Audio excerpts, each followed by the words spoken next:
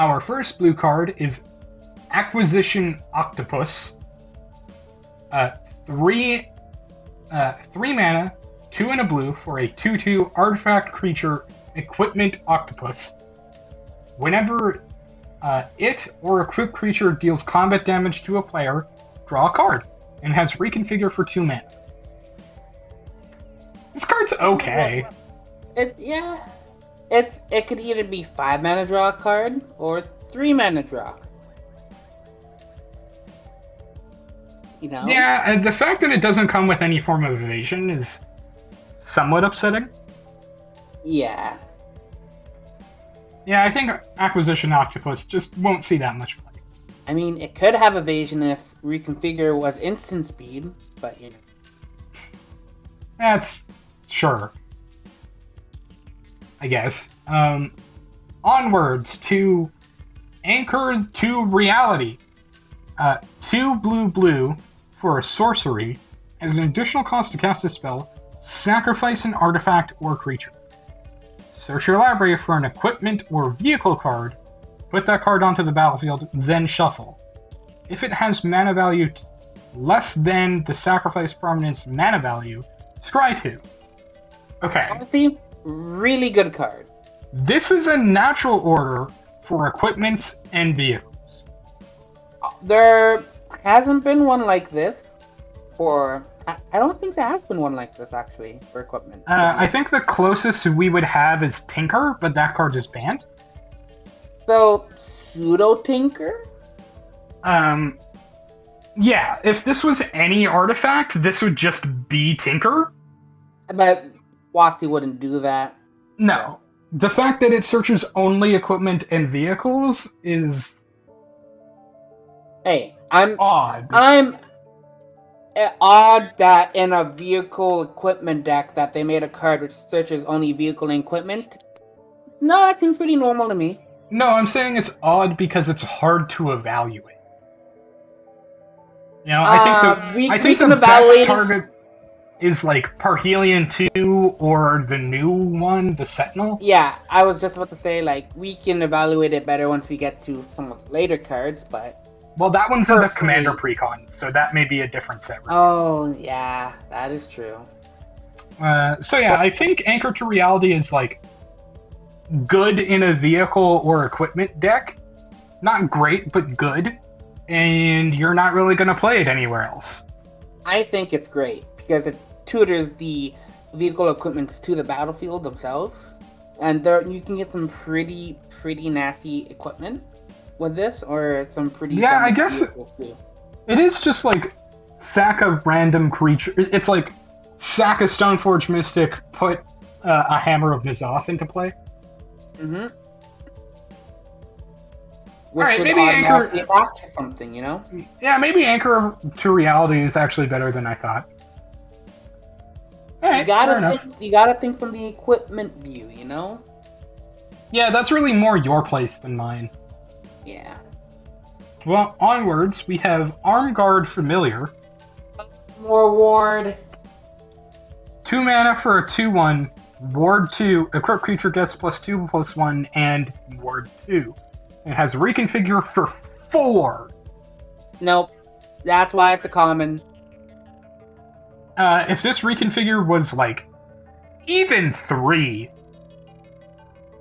Even if it was 3, this card would actually be potentially playable. But like, no, but at the same time, we have Swift of Beast, Lightning Greaves, Whispersoul Cloak. Like, you would just play those. You're not playing Armguard Familiar at any point. Most people don't even play Whispersoul Cloak in Voltron decks. Yeah. Yeah. Alright, we'll move on. Awakened Awareness. X blue for an enchantment aura. Enchant artifact or creature. When Awakened Awareness enters the battlefield, put X +1/+1 counters on enchanted permanent. As long as an enchanted permanent is a creature, it has base power 1/1. I don't know. I don't know how to use this card. You use it on either low... I would use it on low-level vehicles that don't have much power. or like 1/1s. That's how I would use it. But Yeah, I have no idea. other than that, that's the I only don't know how to real way evaluate you this can use card. I think this card is not great. it. Okay, could be better. I think cards that you can't find a hard position for are just kind of not good. Yeah, I think this card is like not great, but I may end up dying to it at some point. Yeah. So, sure. Onwards to Covert Technician, a 3-mana 2/4 artifact creature human ninja. This is a 2/4. Why is it a 2/4? And it has ninjutsu for 1 and a blue. Okay. God, okay, sure. Why does this not die to lightning bolt? Because when it deals combat damage to a player, you may put an artifact card with mana value less than or equal to that damage from your hand onto the battlefield. which is pretty good. You can honestly break that effect pretty easily. Yeah! Like, buff this card before it connects after ninjutsuing it in. Cheat into play a Bolus's Citadel. Like, give it +4/+4. Covert Technician might actually be, like, a powerhouse of a card that we will see more of at some point.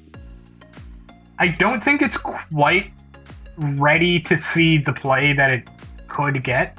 I think we need more, like, higher value artifacts to cheat into play. Yeah, we don't really have much. It's pretty much just Bolus's Citadel.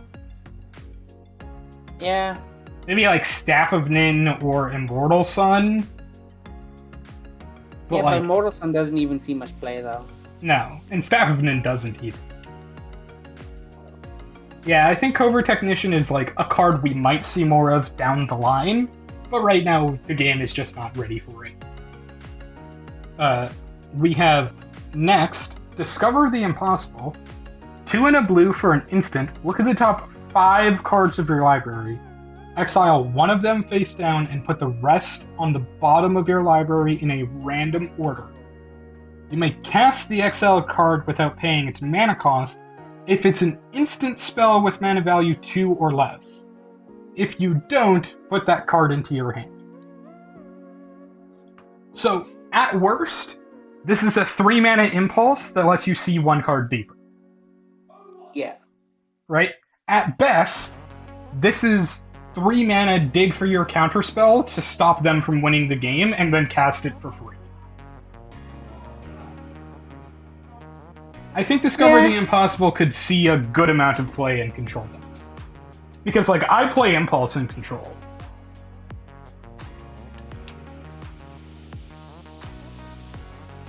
I think Discover the Impossible is fine.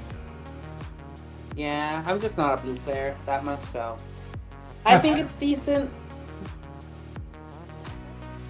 I think it's good. I think it's, like, legitimately this card might be underrated. I see this card as a filler card for, like, any other 2-mana counterspell, so. You're not going to cut a card for Discover the Impossible? I mean, if you don't want to, I look at this as, like, another counterspell. Oh, okay, got it. Not, like, counters by revealing the top 5. Sure. So it's kind of iffy, but... Alright, fair enough. Meanwhile, we have Disruption Protocol. Speaking of counterspells, blue, instant, counter target spell. No, I'm kidding. As an additional cost to cast this spell, tap an untapped artifact you control or pay 1. So, like, 99% of the time, this is a cancel. Even if you're tapping an artifact, this is probably a cancel, because you're probably tapping a mana rock. Or a vehicle. Or a vehicle. Maybe? Most of the time, this is just a cancel, not a counterspell. Sometimes it'll be a counterspell, and the times where it's a counterspell, it's actually pretty good. But most of the time it's just a cancel, in which case it's not that great. Moving on. We have Essence Capture. Blue, counter target creature spell with +1/+1 counter on up to one target creature you control. We already saw this card. It was in War of the Spark. It was bad there, and it's bad here. Moving on. Futurist Operative. 4 mana for a 3/4. As long as it is tapped, it's a human citizen with base power and toughness, 1/1, and can't be blocked. And then for 3 mana, you can untap it. Human citizen. Yep. Okay. I guess? I think an interesting part about this card is this is a ninja that gets unblockable when it attacks and still triggers ninjutsu abilities from, say, Yuriko, without ninjutsuing something in. That is true. The downside is it's a 4 mana 3/4 without ninjutsu. So you have to hardcast it. I think that's fine, though. Now, let's say you flip Futurist Operative off of a Yuriko trigger. You can then cast it, right? And it's a 3/4 now. That's true. I think this card could go into the Yuriko decks. We're gonna move on. Futurist Sentinel. 4 mana for a 6/6 Crew 3 vehicle. It's a 4 mana 6/6. Yes. This card is almost terrifying if you're a Hearthstone player. And you know what this 4 mana 6/6 does? Nothing. It gets crewed by Hotshot. Oh, good point. Alright, Futurist Sentinel might be okay. I'm not really sure. Like, it gets crewed by a 2/1. So... It's the vanilla 6/6, but that vanilla 6/6 costs 4 mana, so it might just be good enough. And it has haste. No, it doesn't. Yes, it does. No, if you crew it the turn it comes into play, it's still a creature with summoning sickle. It becomes a creature. Man, I don't play vehicle decks. Man, if only vehicles didn't become creatures, that actually might have been too strong. Yeah, they would be too strong. Onwards to... David, help. You can do it. How did you say the last one? Ghost Shinte of Lost Wisdom? Hi. Damn it! Ghost Shintai of Lost Wisdom. 2 mana, 1 in a blue for a 0/4. Flyer. Legendary enchantment creature Shrine. At the beginning of your end step, you may pay 1. If you do, target player mills X or X's number of shrines you control. Yay! I mean, it's mill. This is like... So. This is shrine number 16. You're still going to play it, just because you play all the shrines in the shrine deck. But this is like shrine number 4 that you don't actually want in play.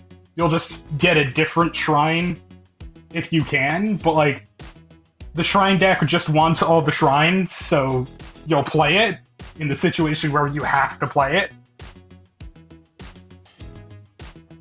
Card's not great, but like, you'll play it in the shrine deck.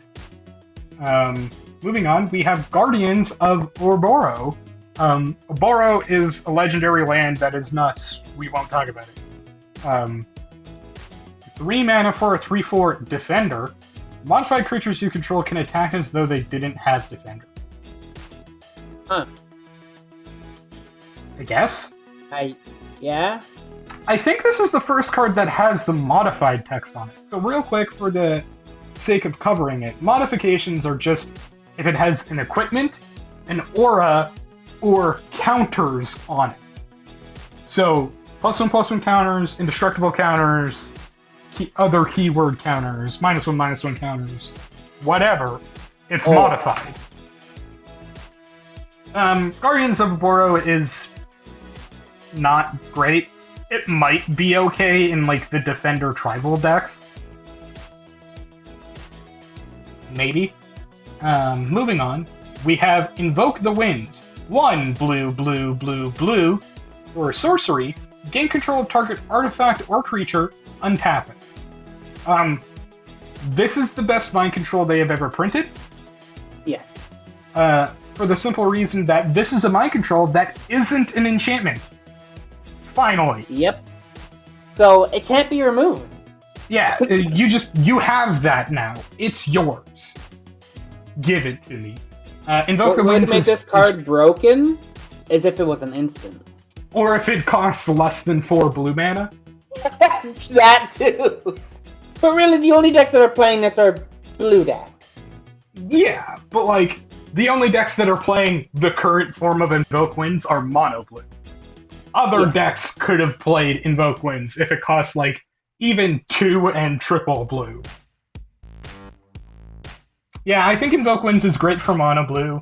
I might try it in like Dimir or Azorius, just because those decks are like 90% blue anyways. Speaking of blue cards that are nuts, we have Jingataxius Progress Timer. Even Kamigawa! Doing what? Conquering! Doing what? Turning Cameo Phyrexian. We'll move on. We'll see that card later. This is a 7 mana 5/5 for 5 blue, and its effect is nuts. Whenever you cast an artifact, instant, or sorcery, copy that spell. You may choose new targets for the copy. This ability triggers only once each turn. That effect is cool, but it's not that crazy. Whenever an opponent casts an artifact, instant, or sorcery spell, counter that spell. This ability triggers only once each turn. Yeah. I'm sorry, It forces your opponent. You're kind of soft locking them almost. This is the best Grand Abolisher they have ever printed. But Grand Abolisher is for your turn. This is not a Grand Abolisher. No, it is. It's also for your turn. It also protects your combo, David. I know it protects your combo. It protects your combo once. True. It also free counters your opponent's combo once. This card's annoying. This card's insane. This card is also top 10 of the set. So currently we got where was she? We got Light Paws and Jingataxis as 2 top cards in the set. Yep. Now and the White Dragon. Yes. Right, so Light Paws, Jingataxis, the White Dragon. So yeah, Jingataxis is just crazy. You put it in your blue decks, you put it in your Reanimator decks, play it in anywhere you can play it. Much like the original Jingataxis. Alright, we have Kairi. Yes, there you go. Kairi, the Swirling Sky. 6 mana 6/6 for 4 blue, flying, ward 3. Whenever it dies, choose one.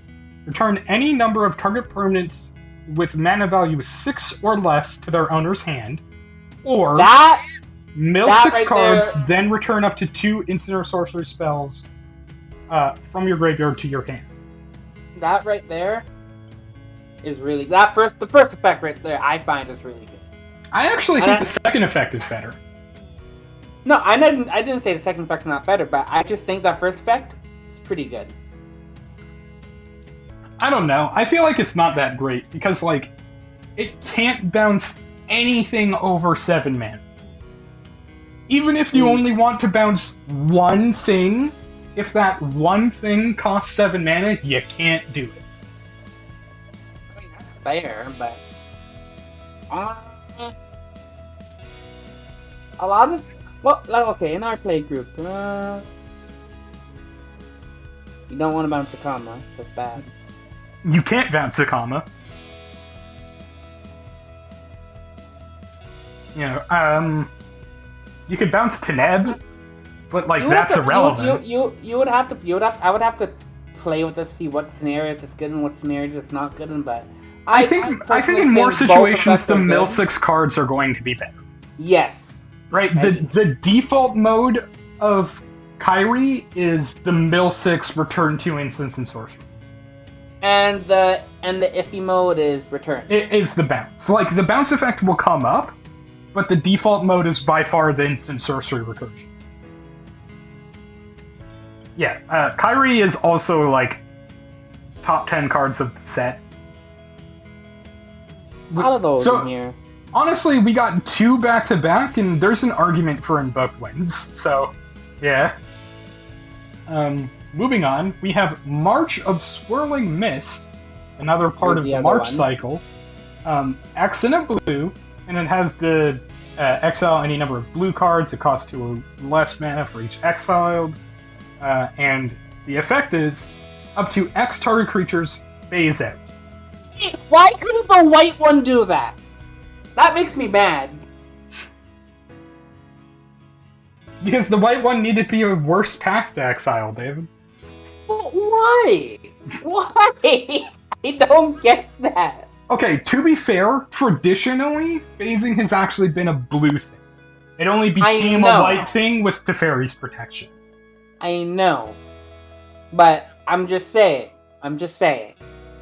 If the blue one exiled up to target creatures, that would have been fine. That actually would be a better blue card. If it was a blue card, right? If the white March was a blue card, then it would see play. Yeah, like... That's a valid argument. Anyway, as for Swirling Mist as it is right now, I think there is exactly one deck this sees play. And I'm just going to scroll down to show you the card that I think it sees play in.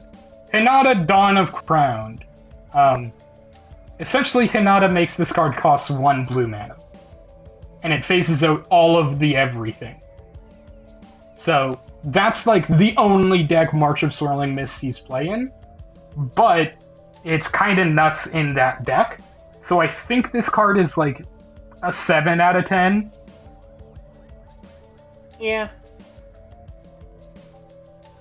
Anywhere else, it's not actually that good. So, yeah.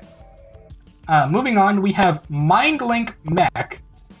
For 2 and a blue, you get a artifact vehicle 4/3 with flying, and whenever it becomes crewed for the first time each turn, until end of turn, it becomes a copy of target non-legendary creature that crewed it this turn, except it's a 4/3, a vehicle, and has flying.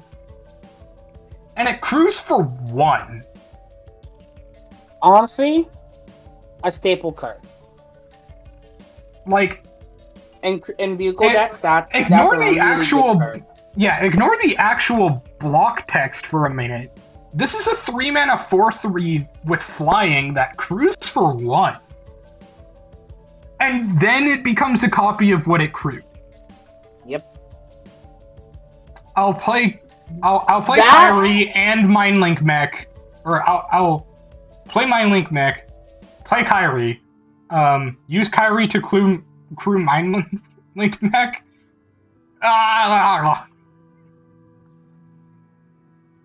This card's insane. It can't be legendary. Oh no! Non-legendary creature. It has to be a normal thing. But right, still. Okay. Because immediately the next thing my mind went to was make it a clone of Jin. So, if it could copy non-legendary things, right? Your opponent's about to combo off. They have a spell to bait the Jin counter, right? You use Jin to crew the Mindlink Mech, which you can't because it says non-legendary, but we're gonna move on. Yeah. This classifies as a new Jin, so the new spell gets counted. But still, can't do it. Mindlink Mech still is really still good. A nuts card. Yeah. You can, because the way how you can crew anytime you want. Yes.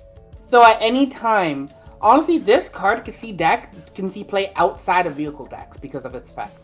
This could I keep wanting to name legendaries. I was like, make it a Shieldred. Nope, can't do that. Make it a regal behemoth. Like, It's actually a pretty decent tech. yeah, like, honestly, there are a lot of good, Make like, it in a zoo. Nope, that one's legendary. Make it a wayward sword tooth. yeah. Ooh.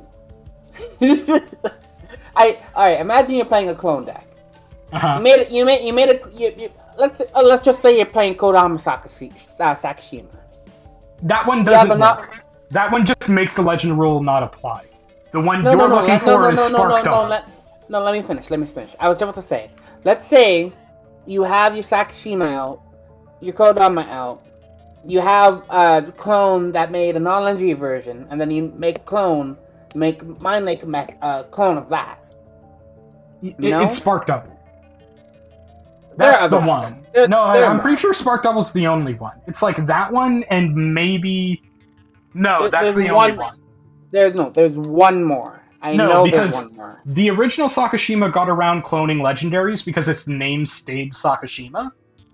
The new Sakashima gets around it by just deleting the legend rule, and then there was Spark Double. Those are the only 3 clones that can copy legendaries without making you sacrifice one of them.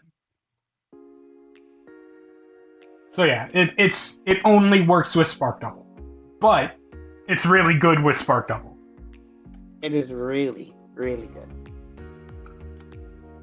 Moving on, we have a 7-mana 5/7 common artifact crab, ward 3, and then it has this actually really good ability. Discard it, counter target spell or ability unless its controller pays 3 mana. So it's a stifle that they have to pay 3 to counter. So Right.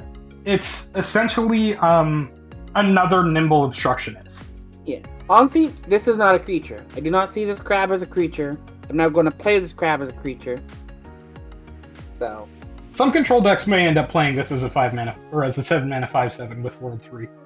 because they have legitimately. nothing better to do. Because this card just attacks and eventually will win you the game. Because it's also hard to remove. Man, I hate control decks. It's hard to remove.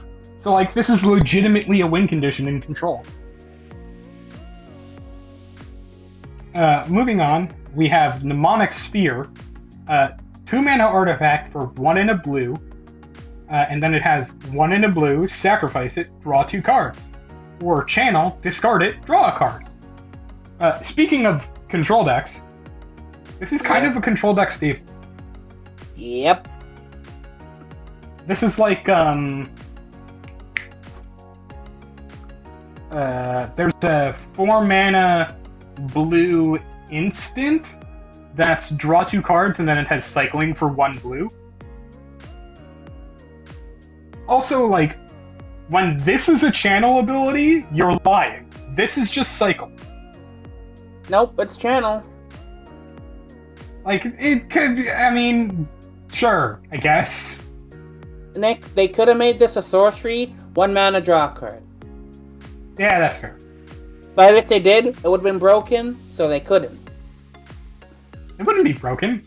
1 mana draw a card as a sorcery is like... Nick, what artifact loves, it's instants. Yes. Also, David, 1 mana sorcery draw a card already exists and is better. Ponder, Preordain, Serum Visions. They can get countered. This can't. It can only get stifled. Oh, yeah. I didn't realize that you were referring to it as its existing. I thought you meant if it was literally just a 1 mana sorcery. No, it's not a sorcery. It'd be a 1 mana instant draw card. Yeah. This card's actually pretty good. Mobilizer Mech. 2 mana for a 3/4 vehicle with flying. Whenever it becomes crewed, up to 1 other target vehicle you control becomes an artifact creature until end of turn. And it has crew 3. Another good mech. They are releasing a lot of good vehicles in this set. Yeah. I think this is another card for vehicle decks, but that's about it. Yep. Moving on. We got Moon Circuit Hacker.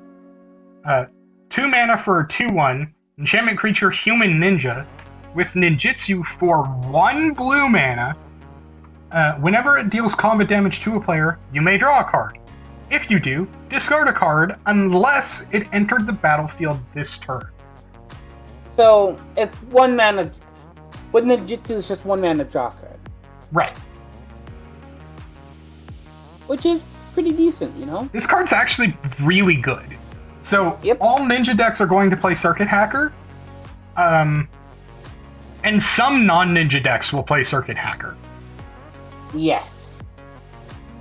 This card's actually just kind of insane. And they're releasing a lot of 1 mana draw cards in this set. Yeah. That's two. Moonfolk Puzzle Maker. 3 mana artifact creature, Moonfolk Wizard. It's a 1/4. It has flying, and when it becomes tapped, scry 1. Not that great. No, it's not really. Nope. I don't think it's that good. Moving on, we have Moonsnare Prototype. 1 blue mana for an artifact. Tap an untapped artifact or creature you control. Add a colorless. Channel for 4 and a blue, discard it. The owner of target non-land permanent puts it on top or bottom of their library. So, a few key things about this card. Number 1, I saw people go, oh, this is a 1 mana mana rock in blue. That's insane. I'm like, no, it's not. You have to tap 2 things. So this is half a mana rock. Which isn't actually that great. No, you're better off just playing actual mana rocks. Yeah. The second thing is, the 5 mana channel ability is totally lost, except it can go to the bottom, but it's the opponent's choice if it goes to the bottom. Yeah. I don't think they're putting it on the bottom. And if they do, right, if they say, I'll put it to the bottom, and they actually put it to the bottom, something is wrong. You are being lied to and you're about to lose the game. Yeah.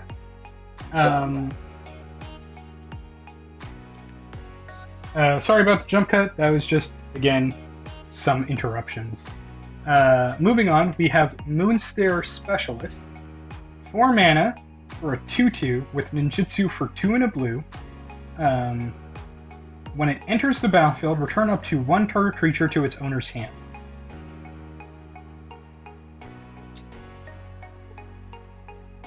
This card's okay. Again, it's a ninja. It goes in ninja decks. Yeah, it's a mana war that's a ninja. And that's about it. If you're not playing a ninja deck, you'll play Mana War over Moonsnare Specialist. Meanwhile, we have Network Disruptor. For 1 blue mana, you get an artifact creature, Moonfolk Rogue, with flying, and it's a 1/1. When it enters the battlefield, tap target permanent. Flying Men will play this, but that's about it. Yeah. Not really much to play this. Yeah. Then you got a blink card. Yeah, we have Planar Incision, 1 in a blue instant. Exile target artifact or creature, then return it to the battlefield under its owner's control with a +1/+1 counter. This card's bad. Yeah. Even in blink decks, this card's bad. You're never going to play it. You end up cutting Essence Flux from blink decks, which is just this card for 1 mana. Who cares? Moving on, we have Prosperous Thief, a 3 mana 3/2 for 2 and a blue, ninjutsu for 1 and a blue.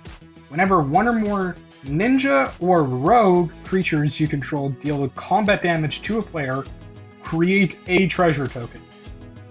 So relevant, this does not make a treasure token per creature. No. It only ever makes 1. If it was whenever a ninja deals damage, it would make 1 for each one, but it does not read that.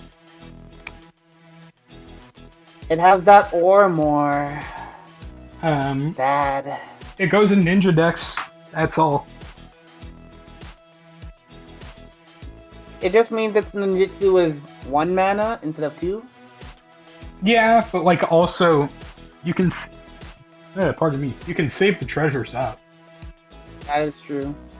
So, I think it's like good, but if you remove the or more, this card would be broken, and I'm glad that the or more is there. Moving on, we have the Reality Chip, aka Future Sight, getting a reprint. 1 in a blue for a legendary artifact creature, equipment jellyfish. What a fucking typeline. Yep. It's an 0/4. You may look at the top card of your library anytime. As long as it's attached to a creature, you may play lands and cast spells from the top of your library. It has reconfigure for 2 in a blue. So this is 5 mana Future Sight, but it's also going to die to creature removal. This card actually isn't good. It only dies as it dies to creature removal, as long as it's not attached to something. Right. Sad. You play it, you go to reconfigure, and then they creature removal it in response. Or Honestly, you play it, you go to reconfigure, and then your opponent artifact removes it in response.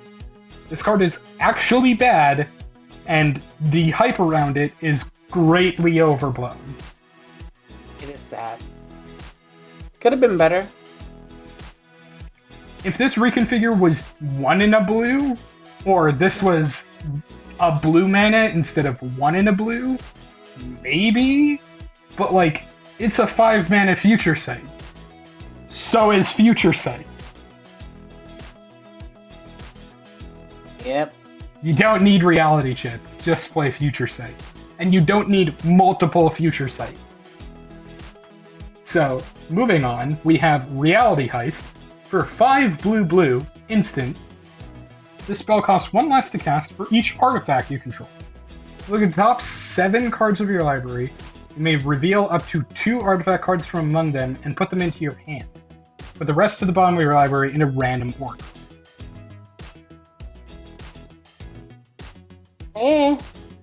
This is a dig through time that only finds artifacts, and instead of having delve, has affinity for artifacts. Yeah. It's okay in affinity. It's okay in affinity decks, I guess. Like affinity decks in like modern or legacy will play Reality Heist, but it's not a commander card. I don't think it's really. You'll be in the average commander deck. It'll be hard to find 2 artifacts in the top 7. It's just not that good. Moving on, we have Replication Specialist, a 5 mana 3/4 for 4 in a blue, with flying. Whenever a non-token artifact enters the battlefield under your control, you may pay 1 in a blue. If you do, create a token that's a copy of that artifact. So, this card exists in green for creatures. It's called Bramble Sovereign, and I'm saying that because no one knows it exists. Yep. Bramble Sovereign is actually a nuts card. Replication Specialist. We did not need another one. Replication Specialist only clones artifacts, but artifacts are the second best type in the game behind creature. Like to clone, so I think Replication Specialist sees play. Is KCI a legendary artifact? No, it's not. Wow, who would have thought? But that being said, why do you need 2 KCI? Yeah. Because you're being greedy. I guess. Of all the artifacts you could have brought up, you went with KCI? It was the first artifact that came to mind. And for those of you who don't know, KCI is Krark Clan Ironworks. So, yeah. I like to call it AIDS, but, you know.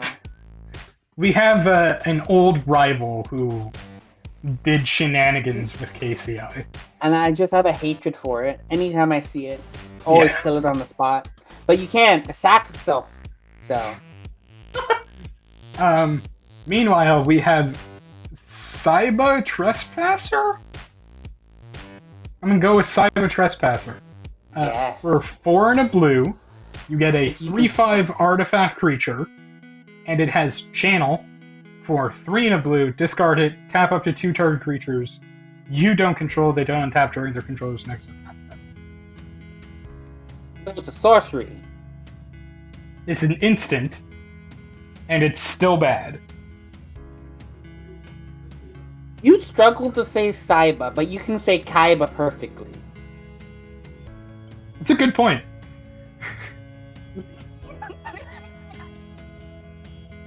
I don't read Kaiba, though.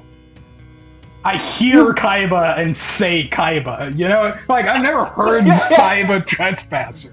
What about Cyber Men? Alright, we're gonna move on.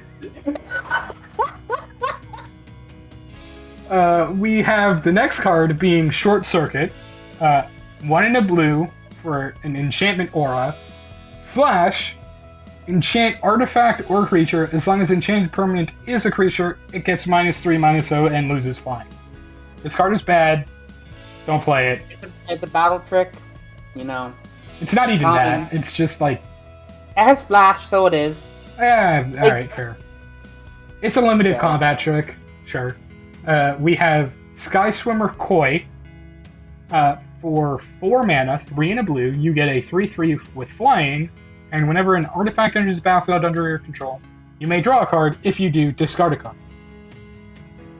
So that KCI deck we were referring to earlier actually really wants this card. Yep. Maybe some Urza decks want it too? Yes, they do. Joyra probably does actually as well. Because just another Joyra is really good. If you're playing a deck that spams out artifacts, you want this card. This is that card. Yeah, that's fair. And then we have a reprint. Spell Pierce. 1 blue mana, instant, counter target non-creature spell unless its controller pays 2. This time it has Jin on it. Yeah, Spell Pierce doesn't actually see enough play in Commander, I think.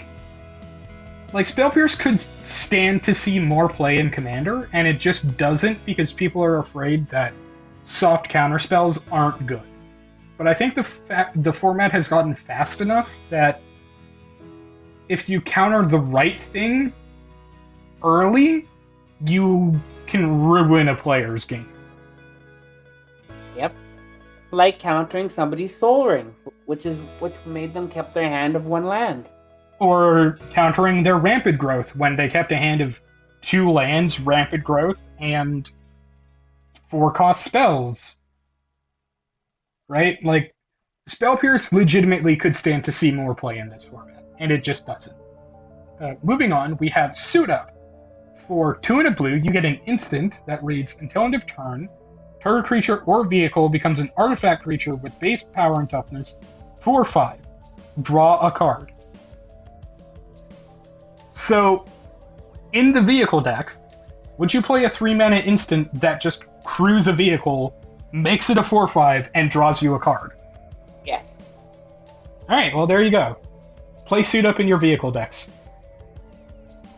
Next we have Tamashi Reality Architect, the new Moloku of the set. For 2 and a blue, you get a 2/3. Legendary creature Moonfolk Wizard. Whenever 1 or more non-creature permanents are returned to the hand, draw a card. This ability triggers only once each turn. And then for X and a white, return a land you control to its owner's hand. Return target artifact or enchantment card with mana value X or less from your graveyard to the battlefield. Activate only as a sorcery. So, this is pretty good.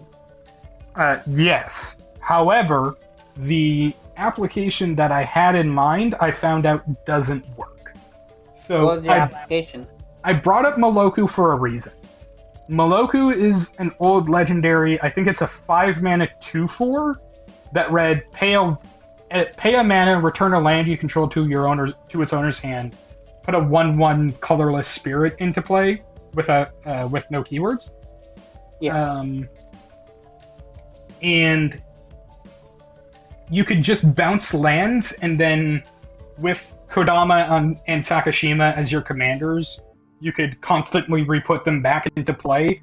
And if the land you were bouncing was Sunscorched Desert, you just win the game. It doesn't work with Tamashii for a few reasons. Number one, that deck is Simic, so you can't play it because it has White Devotion. So, like, ignoring that, let's say you built a Bant version that just had the cards in the deck, you still couldn't do it because you would need to have an artifact or enchantment in your graveyard in order to target. Yes. And you can only activate it as a sorcerer. And it's X. But, like, the X cost doesn't matter. If the artifact or enchantment costs 0, you still pay 0. The problem is the fact that you have to target and return an artifact or enchantment. It's iffy. Tamashii is good, just not in the application that I wanted it to be. Like, this card is actually still just a good card. It's just better in artifact or enchantment decks. Or vehicle deck. Well, that's an artifact deck, David. I mean, yes, but I don't like to consider vehicles artifacts, even though I know they're artifacts, but I consider them a hybrid, almost. Well, artifacts, like, vehicle is a subtype of artifact. Just like how Moonfolk is a subtype of creature. I know. It's so far, at least, it is impossible to have a vehicle that is not also an artifact. So far. Yeah. Legendary creature vehicle. Just wait. Sure. Meanwhile, we have Tamiyo's Completion. Completion spelt like the Phyrexian way. Yep. 3 and a blue for an enchantment aura with flash. Enchant artifact creature or planeswalker. When it enters the battlefield, tap enchanted permanent. If it's an equipment, unattach it. Enchanted permanent loses all abilities and doesn't untap during its controller's untap step.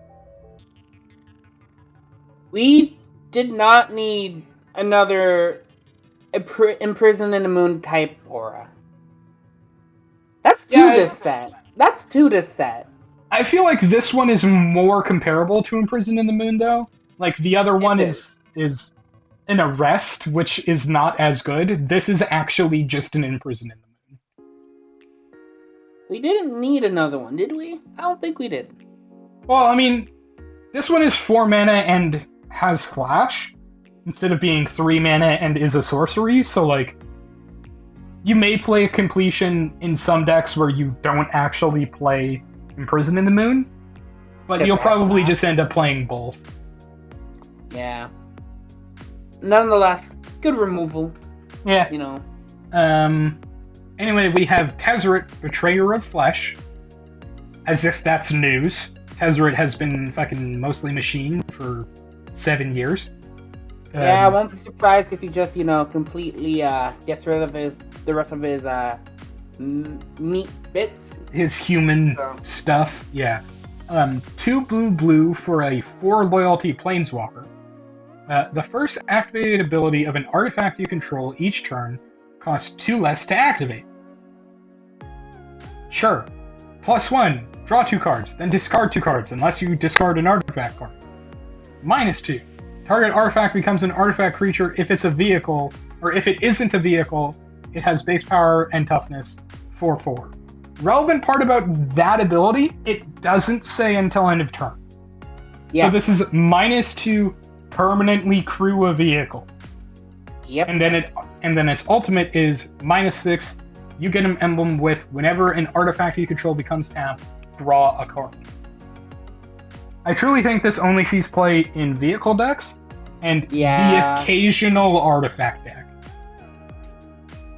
I mean, I guess sometimes the artifact decks they might want to be turning their stuff into creatures, or Yeah. or drawing or somehow getting the ult with him to draw more cards. So Yeah, the occasional one, maybe. Though that passive yeah, does seem better in regular artifact decks over vehicle artifact decks. yes, Because, like, the way this is templated, if your first activated ability is to crew a vehicle, the cost reduction applies to the crew. So your crew ability costs 2 less mana to activate, which doesn't it do doesn't. anything, and then the passive Yeah. just disappears for the turn. So yeah, kind of awkward, but Betrayal of Flesh is okay. It's best in the vehicle decks. Moving on, we have a picture of Tezzeret on a reprint of Thirst for Knowledge. 2 and a blue, instant, draw 3 cards, then discard 2 cards unless you discard an artifact card. So I play this in Reanimator and pretty much only Reanimator because there's 3 of these. There's one that's, or 4 of these. There's this one, which is discard an artifact. There's one that's discard an enchantment. There's one that's discard a basic land. And then there's a sorcery that's discard a land. So all of these cards are templated the same way. The only difference between them is discard and blank. And the blank changes between the versions. All 4 of these cards actually read something kind of different. An interesting part about these cards is you essentially get to choose which happens. Even if you're holding an artifact card, you can choose to discard 2 cards. And one of those 2 cards can be an artifact. It's not like if you pitch an artifact, you only get to discard 1. You can still discard 2 cards and one of them be an artifact. This card gives you a bit of freedom, you know? Yeah. Thirst for Knowledge and its comparables are all good in Commander. Play them if you're not already. The last blue card, we have Thousand-Faced Shadow.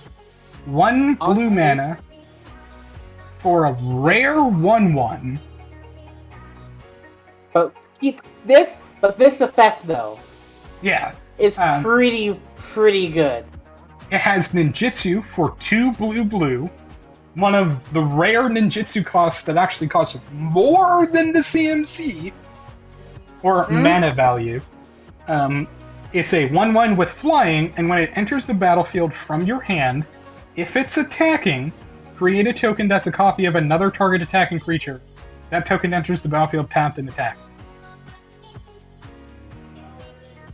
So this is either a 1 mana 1/1 flyer or a 4 mana 1/1 flyer that makes a copy of another attacking creature. Which is honestly really good, I find. Yes. Thousand-Faced Shadow is, like, good but not excellent. I wouldn't say top 10 of the set. I would But, say like, top 20. Top 20. Yeah. Moving on, we got black cards.